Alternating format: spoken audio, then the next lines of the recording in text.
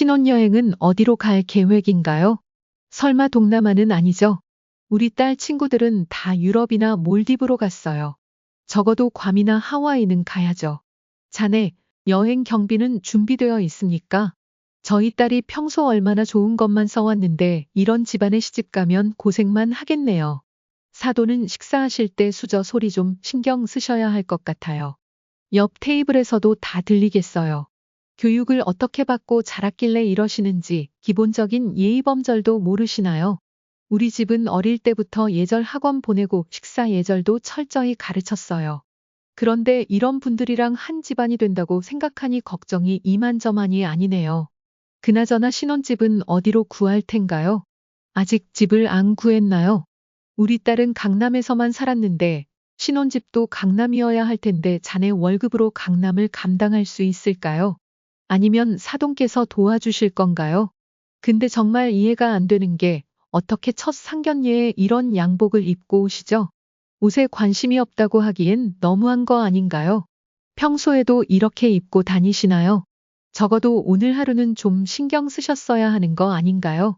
제 이름은 최동식입니다. 올해 61살이 되었습니다. 요즘 들어 제 또래 친구들을 만나면 대부분 은퇴 후의 생활이나 손주 이야기를 하곤 하는데 저는 아직도 매일 아침 일찍 회사에 출근합니다.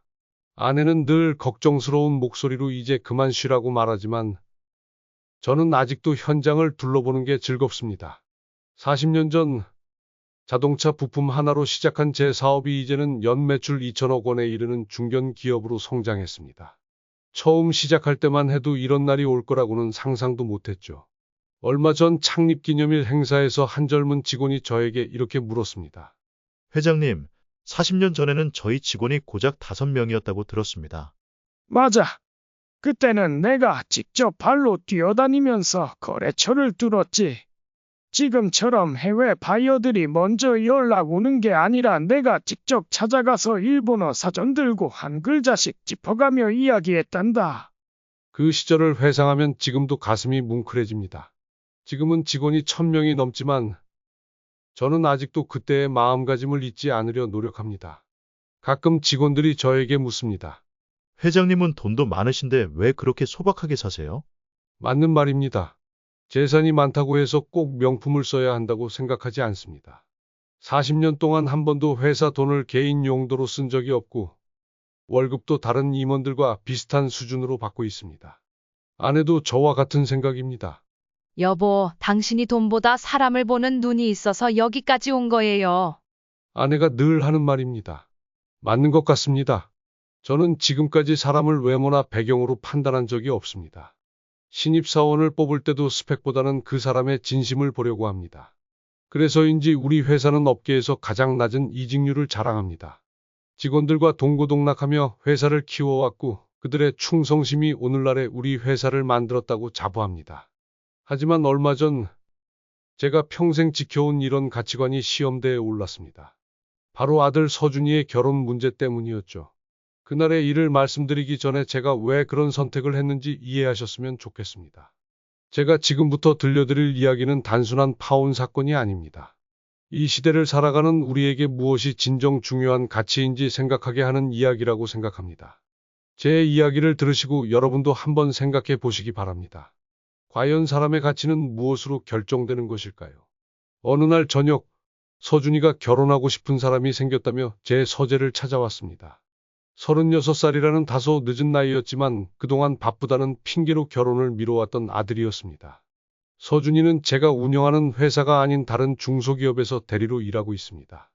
대학 졸업 후 아들이 제게 와서 자신의 길을 가고 싶다고 했을 때 저는 기뻤습니다. 아버지의 그늘에서 벗어나 자신만의 길을 개척하겠다는 아들의 결정을 대견하게 여겼으니까요.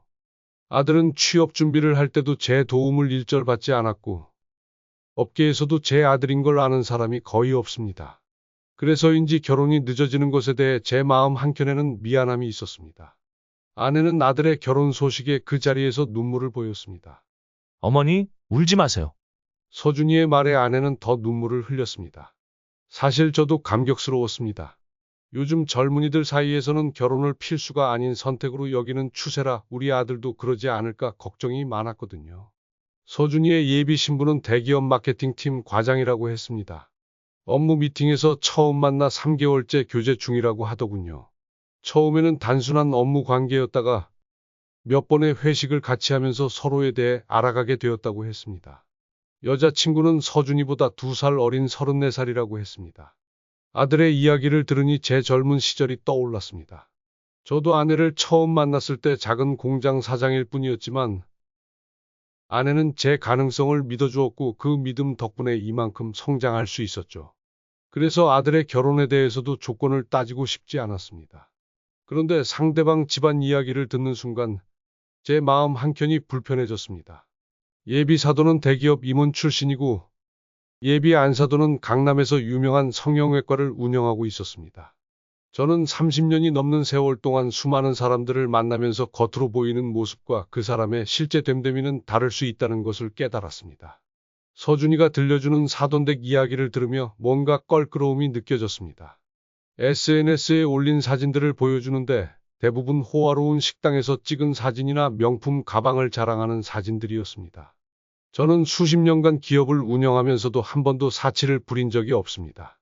직원들에게도 검소한 생활을 강조했고 회사 돈을 쓸 때는 항상 신중했습니다. 아버지, 이번 주말에 처음 뵙는 자리예요. 강남의 한정식 집으로 예약했어요. 서준이의 말에 고개를 끄덕였지만 마음속 불안감은 더욱 커졌습니다. 상견례 전날 밤 아내와 긴 대화를 나누었습니다. 평소 아내는 제 사업 파트너이자 최고의 조언자입니다. 힘든 시기마다 아내의 조언은 항상 옳았습니다. 이번에도 아내의 생각이 궁금했습니다. 여보, 나 이번에는 좀 특별한 걸 해보고 싶어. 아내도 저와 같은 생각을 하고 있었습니다. 저는 40년 전 작은 공장에서 시작했습니다. 그때는 돈도 배경도 없었지만 정직하게 살면 언젠가는 인정받을 수 있다고 믿었습니다. 그 믿음대로 살았더니 많은 사람들이 저를 인정해 주었습니다. 지금도 매일 아침 일찍 출근해서 현장을 둘러보는 것이 제 일과입니다. 직원들과 같은 구내 식당에서 밥을 먹고 현장의 목소리를 직접 듣습니다. 회장이라는 자리에 있지만 저는 여전히 40년 전의 그 청년이고 싶습니다. 하지만 요즘 세상은 많이 달라졌습니다. 젊은 세대들 사이에서는 명품이 필수품이 되어가고 있고 자신의 능력 이상으로 허세를 부리는 경우가 많죠. SNS엔 명품백, 수입차, 호화로운 식사를 자랑하는 게시물이 넘쳐납니다. 예비 사돈댁의 SNS를 보면 마음이 불편했던 것도 그런 이유였을 것입니다. 그 집안이 우리와 진정으로 맞는지 시험해보고 싶었습니다. 아내도 제 뜻에 동의했습니다. 평생 검소하게 살아온 아내였지만 이번에는 더 특별한 계획을 세우자고 했습니다. 우리는 밤늦게까지 내일 있을 상견례를 위한 전략을 세웠습니다. 단순히 예비 사돈을 시험해보자는 것이 아니었습니다. 이것은 우리 아들의 앞날이 걸린 중요한 문제였습니다. 결혼은 두 사람만의 일이 아닙니다. 두 집안의 가치관과 생활 방식이 맞아야 하는 일이죠. 그래서 우리는 특별한 결심을 했습니다. 이 결정이 우리 가족의 인생에 큰 전환점이 될 줄은 그때는 미처 몰랐습니다. 동대문 시장을 찾은 건 제 인생에서 처음이었습니다. 평소 양복은 압구정동에 있는 단골 맞춤집에서 맡겨 입었습니다. 가격이 200만 원을 훌쩍 넘기는 곳이었지만 직원들 앞에서는 경영인의 옷차림은 늘 단정해야 한다는 게 제 소신이었거든요. 아내와 함께 동대문 지하상가로 향하는 지하철 안에서도 이상한 기분이 들었습니다. 여보, 우리 몇 년 만에 지하철 타는 거지? 아내의 말에 저도 모르게 웃음이 나왔습니다. 평소라면 기사가 운전하는 차로 이동했지만 오늘은 일부러 대중교통을 이용했습니다. 복잡한 지하상가를 걸으며 양복점들을 둘러보았습니다. 창업 초기에 이런 시장에서 옷을 사 입던 시절이 떠올랐습니다. 그때는 돈이 없어서 어쩔 수 없는 선택이었지만 오늘은 제가 선택한 일이었습니다. 여기 한번 들어가 볼까? 아내가 가리킨 곳은 작은 양복점이었습니다. 들어가자마자 주인 아저씨가 반갑게 맞이했습니다. 어서 오세요. 양복 보러 오셨나요? 네, 내일 중요한 자리가 있어서요. 가게 안에는 기성복 양복들이 빼곡히 걸려 있었습니다. 주인 아저씨가 내민 양복은 생각보다 깔끔해 보였습니다. 어두운 남색에 은은한 체크 무늬가 들어간 디자인이었죠. 시착실에서 갈아입어보니 핏도 나쁘지 않았습니다. 이 정도면 괜찮겠네요. 아내도 만족스러워했습니다.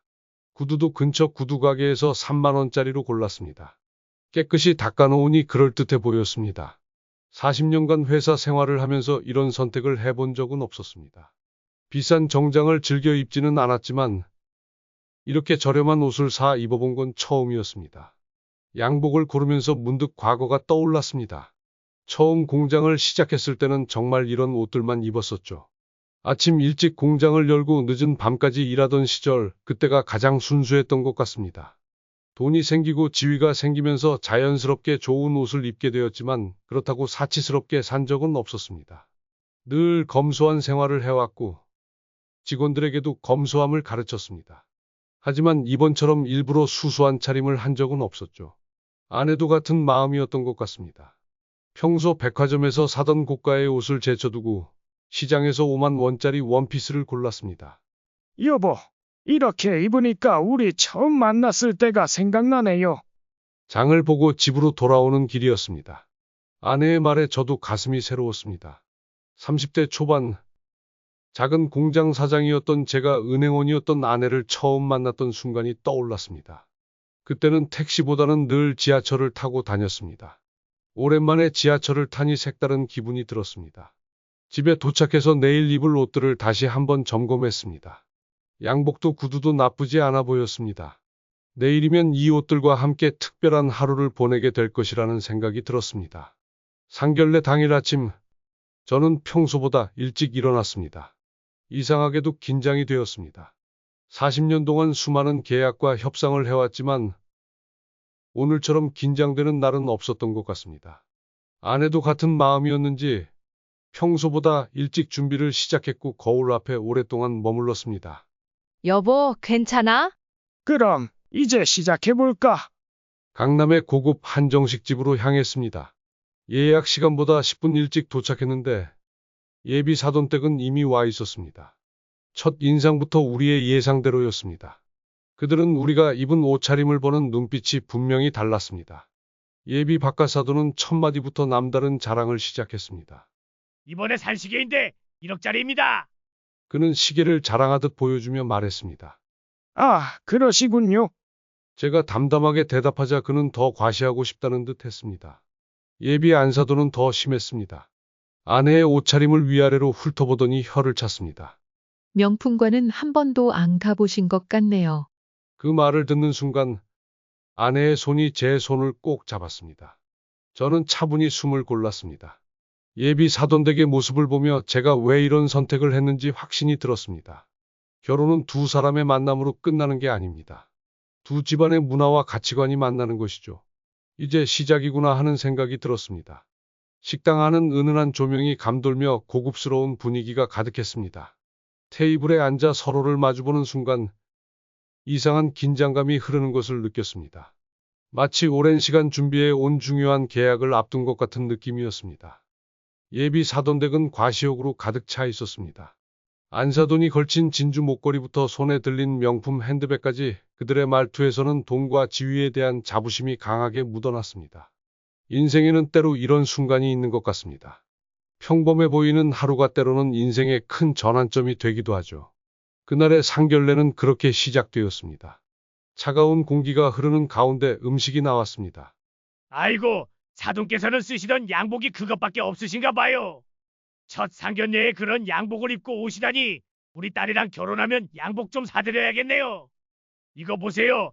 제 양복은 프랑스 자수가 들어간 이탈리아 고급 브랜드예요. 사돈 어른은 옷에는 관심이 없으신가 봐요. 바깥 사돈의 말에 서준이는 고개를 푹 숙였습니다. 어머, 숟가락은 그렇게 드시면 안 되는데요. 사돈 어른은 식사 예절도 좀 독특하시네요. 거기 그렇게 수저를 놓으시면 어떡해요? 소리가 나잖아요. 저희 집은 어릴 때부터 아이들 예절 교육을 철저히 시켰거든요. 안사돈이 제 아내를 향해 거들먹거리며 말했습니다. 사돈은 어디 다닌다고 했죠? 중소기업이라 했던가요? 어떤 회사죠? 들어본 적도 없네요. 연봉은 얼마나 되나요? 우리 딸이 지금 대기업에서 과장으로 일하고 있는데 월급이 얼마인지 아세요? 그 돈으로 우리 딸 생활 수준을 맞출 수 있을지 걱정이네요. 바깥 사돈이 서준이를 마치 면접이라도 보는 듯 물었습니다. 아버님, 제가 서준이가 떨리는 목소리로 대답하려 했지만 바깥 사돈이 말을 끊었습니다. 중소기업 때리면 연봉이 4천, 5천 그 정도겠네요. 우리 딸 명품백 하나 사주기도 버겁겠어. 지금 우리 딸이 들고 있는 가방이 얼마인지 알아요? 이거 한 달 월급으로도 못 살 거예요. 하하. 사돈은 비웃는 듯한 표정으로 말을 이었습니다. 그래도 우리 딸이 좋다니까 봐주긴 하는데 첫 상견례부터 이게 뭐예요? 옷을 그렇게 입고 오시면 어떡합니까? 아무리 그래도 상견례 자리인데 말이에요. 우리 딸한테 너무 서운하네요. 예비 며느리는 당황한 듯 어쩔 줄 몰라 했습니다. 엄마, 그만하세요. 너는 가만히 있어. 엄마가 다 너 생각해서 하는 말이야. 이런 자리에서 이러면 결혼식은 어떻게 하자는 거니? 분위기는 점점 더 험악해졌습니다. 이런 집안이면 결혼식장도 시내 중급 호텔 정도겠네요. 우리 딸 결혼식은 최소한 호텔 신라 정도는 돼야 할 텐데. 아니면 하와이에서라도 올리던가. 우리 친구들 자녀는 다 하와이에서 결혼식 올렸거든요. 근데 이런 집안이면 그런 거 생각도 못 하시겠죠? 사돈이 비웃듯 말했습니다. 신혼여행은 어디로 갈 계획인가요? 설마 동남아는 아니죠? 우리 딸 친구들은 다 유럽이나 몰디브로 갔어요. 적어도 괌이나 하와이는 가야죠. 자네, 여행 경비는 준비되어 있습니까? 바깥 사돈은 서준이를 곤란하게 만들었습니다. 저희 딸이 평소 얼마나 좋은 것만 써왔는데 이런 집안에 시집가면 고생만 하겠네요. 사돈은 식사하실 때 수저 소리 좀 신경 쓰셔야 할 것 같아요. 옆 테이블에서도 다 들리겠어요. 사돈은 저를 향해 또다시 독서를 퍼부었습니다. 교육을 어떻게 받고 자랐길래 이러시는지 기본적인 예의범절도 모르시나요? 우리 집은 어릴 때부터 예절 학원 보내고 식사 예절도 철저히 가르쳤어요. 그런데 이런 분들이랑 한 집안이 된다고 생각하니 걱정이 이만저만이 아니네요. 아내의 손이 테이블 밑에서 떨리고 있었습니다. 그나저나 신혼집은 어디로 구할 텐가요? 아직 집을 안 구했나요? 우리 딸은 강남에서만 살았는데 신혼집도 강남이어야 할 텐데 자네 월급으로 강남을 감당할 수 있을까요? 아니면 사돈께서 도와주실 건가요? 바깥 사돈이 저를 쳐다보며 물었습니다. 근데 정말 이해가 안 되는 게 어떻게 첫 상견례에 이런 양복을 입고 오시죠? 옷에 관심이 없다고 하기엔 너무한 거 아닌가요? 평소에도 이렇게 입고 다니시나요? 적어도 오늘 하루는 좀 신경 쓰셨어야 하는 거 아닌가요? 안사돈이 다시 한번 제 옷차림을 비웃었습니다. 서준이는 고개를 푹 숙인 채 아무 말도 하지 못했고 예비 며느리도 안절부절 못하는 모습이었습니다. 우리 딸 때문에 이런 집안과 상견례를 하고 있다니 내가 잘못 생각했나. 아니, 그래도 이렇게까지 수준 차이가 날 줄은 몰랐네. 더는 참을 수 없었습니다. 떨리는 아내의 손이 제 손을 꼭 잡았습니다. 저는 천천히 지갑을 꺼냈습니다. 평생 40년 동안 기업인으로 살아오면서 이런 순간이 오리라고는 생각해 본 적 없었죠. 잠시 제 말씀 좀 들어주시겠습니까? 조용하지만 단호하게 말을 꺼냈습니다. 뭐 하실 말씀이라도 있으신가요? 아니면 우리 말이 마음에 안 드셨나요? 바깥사돈은 여전히 거만한 태도로 물었습니다. 아니요, 보여드릴 것이 있어서요. 지갑에서 꺼낸 것은 제 명함이었습니다. 땡땡 자동차 부품 회장 최동식라는 글자가 선명하게 새겨져 있었습니다. 바깥사돈이 명함을 받아들였습니다. 땡땡 자동차 부품이 맛땡 자동차. 바깥사돈의 목소리가 달라졌습니다. 네, 현대자동차 1차 벤더사인 땡땡 자동차 부품입니다. 이어서 자산평가서를 내밀었습니다. 연 매출 2천억, 순자산 500억이란 숫자가 눈에 띄었습니다. 바깥사돈의 얼굴이 하얗게 질렸습니다.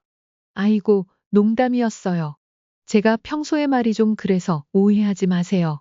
바깥사돈은 황급히 말하며 태도를 바꾸기 시작했습니다. 회장님, 아니 사돈어른, 제가 신뢰가 많았습니다. 귀한 분이신데 제가 몰라보고. 두 사람의 태도는 180도 달라졌습니다. 우리 사돈어른이 이런 분이셨다니, 아이고, 이거 어쩐다.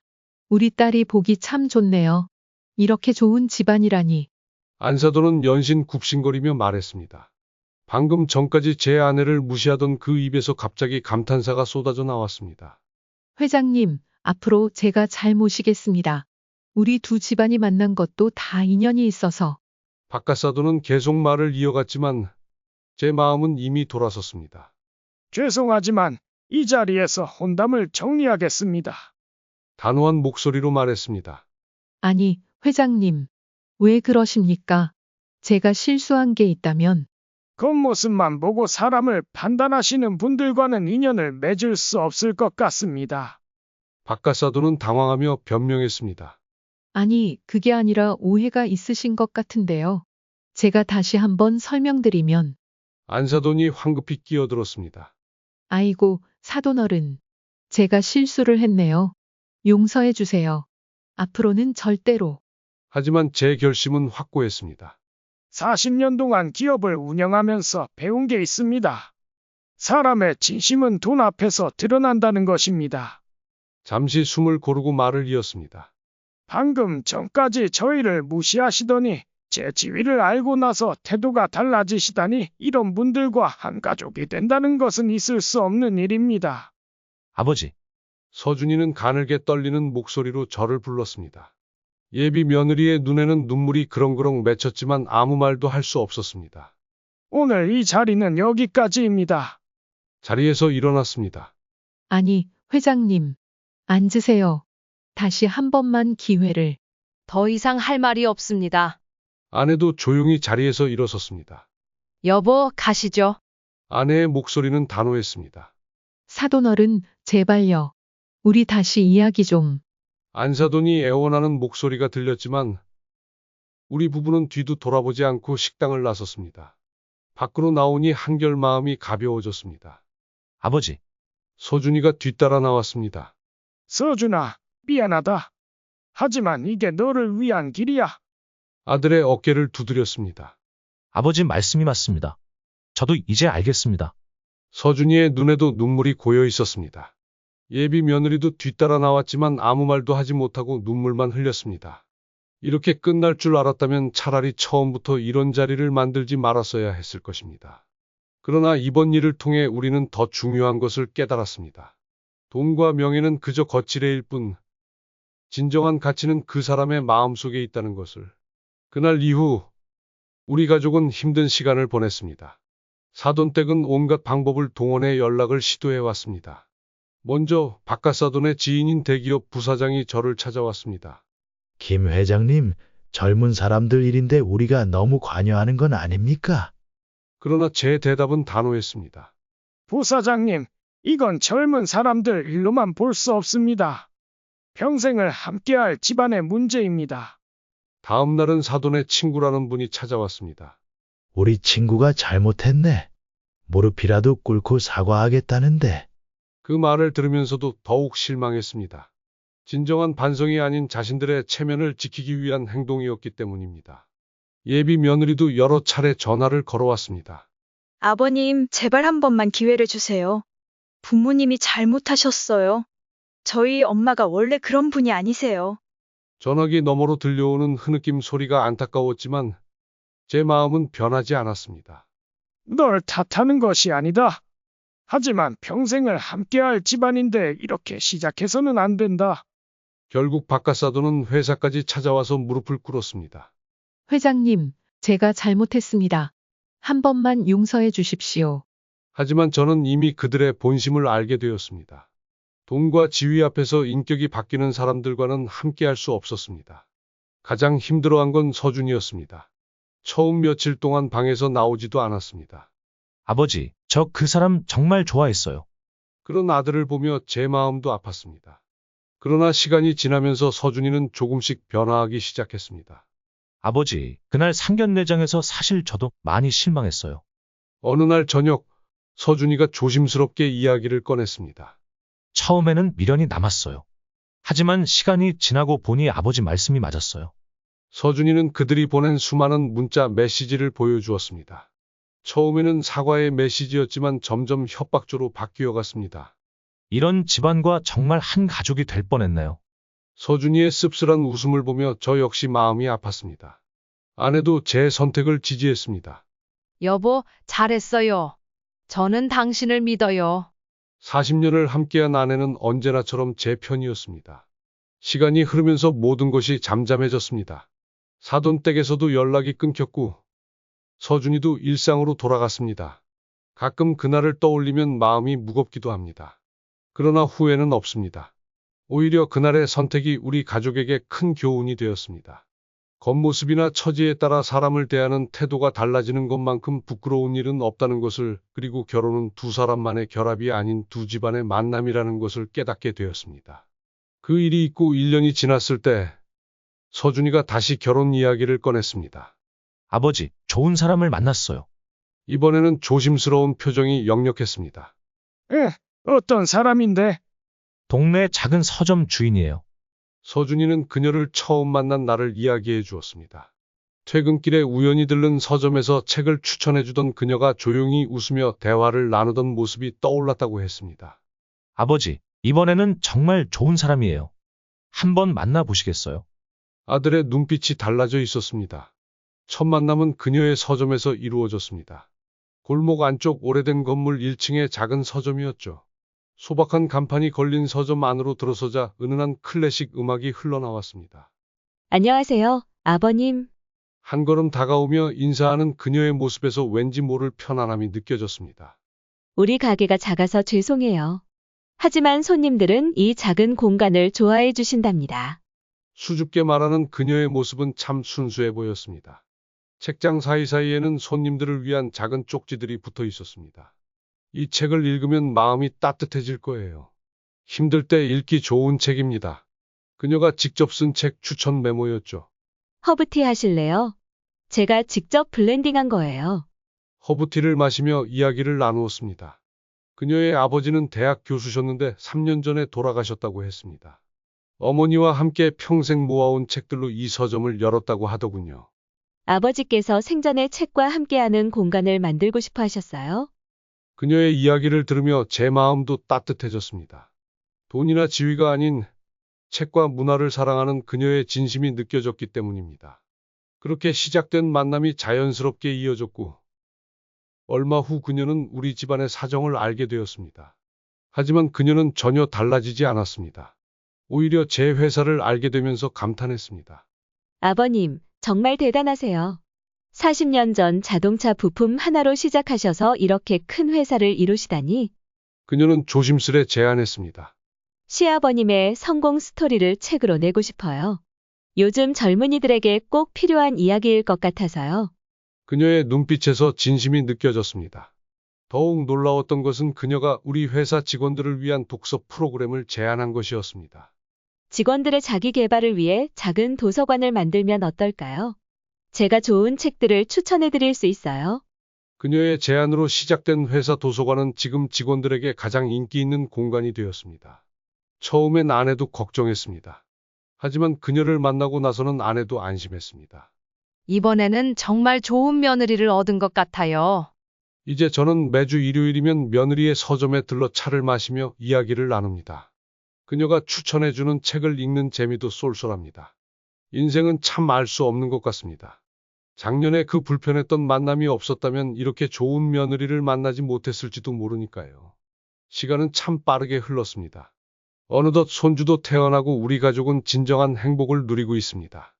첫 손주가 태어났을 때 며느리는 아이의 이름을 지어달라고 부탁했습니다. 아버님께서 지어주신 이름이라면 분명 좋은 뜻이 담겨 있을 것 같아서요. 저는 유정이라는 이름을 지어 주었습니다. 맑은 물처럼 깨끗한 마음을 가진 사람이 되라는 뜻이었습니다. 손주가 태어난 후 며느리의 서점 한켠에는 육아 서적 코너가 생겼습니다. 손님들과 육아 경험을 나누다 보면 책과는 또 다른 배움이 있더라고요. 이제 며느리의 서점은 동네 젊은 엄마들의 사랑방 같은 공간이 되었습니다. 매주 수요일 오전에는 아이들을 위한 그림책 읽어주기 시간도 진행합니다. 아이들이 책과 친해지는 모습을 보며 며느리의 얼굴에는 늘 행복한 미소가 가득합니다. 우리 회사에도 변화가 생겼습니다. 며느리가 제안한 직원 독서 프로그램이 큰 호응을 얻고 있기 때문입니다. 매월 한 권의 책을 선정해서 함께 읽고 토론하는 시간을 가집니다.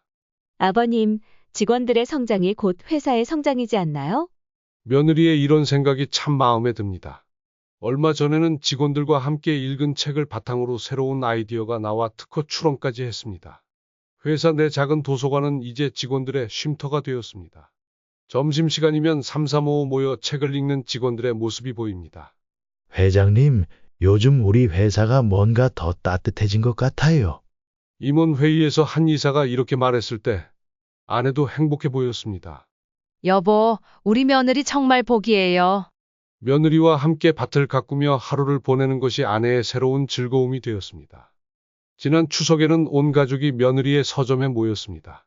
아내가 준비한 송편을 먹으며 며느리가 추천한 책 이야기로 밤이 깊어갔습니다. 아버님, 그때 그런 결정을 하지 않으셨다면 우리가 이렇게 행복할 수 있었을까요? 며느리의 말에 2년 전 그날의 기억이 떠올랐습니다. 겉모습과 물질 만능주의에 젖어있는 세상에서 그날의 결정은 쉽지 않았습니다. 하지만 그 결정이 우리 가족에게 진정한 행복을 가져다 주었습니다. 이제와 생각해보면 그날의 선택은 우리 가족의 전환점이었습니다. 돈이나 지위가 아닌 사람의 됨됨이를 보는 눈을 가질 수 있게 해준 소중한 경험이었죠. 이 이야기를 들려드리는 이유는 간단합니다. 요즘처럼 겉모습과 물질 만능주의가 만연한 시대에 무엇이 진정한 가치인지 생각해 보시길 바라는 마음에서입니다. 진정한 행복은 명품백이나 고급 시계에 있지 않습니다.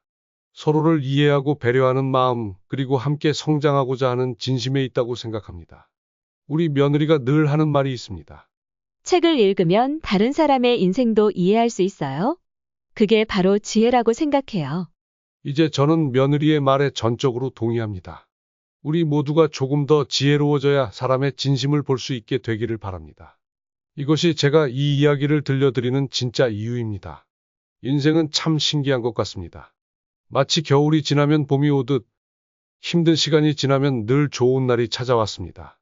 40년 전 작은 공장에서 쇠를 깎던 청년이 이렇게 큰 기업의 회장이 될 줄은 몰랐습니다. 그 시절의 거친 손과 기름 묻은 작업복이 제 인생의 훈장이라고 생각합니다. 세월이 흘러 이제는 손주를 안고 있는 할아버지가 되었지만 제 마음속에는 여전히 그때의 청년이 살아있습니다. 인생에서 가장 값진 것은 밤하늘의 별처럼 반짝이는 순수한 마음이 아닐까 생각합니다. 돈으로 살 수 있는 것들은 많지만 진심 어린 마음만큼은 살 수 없다는 걸 이제야 깨닫습니다. 며느리가 운영하는 작은 서점에서 책 향기 맡으며 손주와 보내는 시간이 제게는 황금보다 더 소중합니다. 세상의 모든 부모가 자식의 결혼을 앞두고 고민할 때 겉모습이 아닌 그 사람의 진짜 마음을 볼 수 있기를 바랍니다. 봄날 꽃이 피듯 저절로 피어나는 것은 없습니다. 모진 겨울을 이겨내야 비로소 꽃이 피듯 우리도 그런 시간들이 있었기에 지금의 행복이 더욱 소중한 것 같습니다. 이제 저는 압니다. 진정한 부자란 통장 잔고가 아닌 마음의 잔고가 풍성한 사람이라는 것을.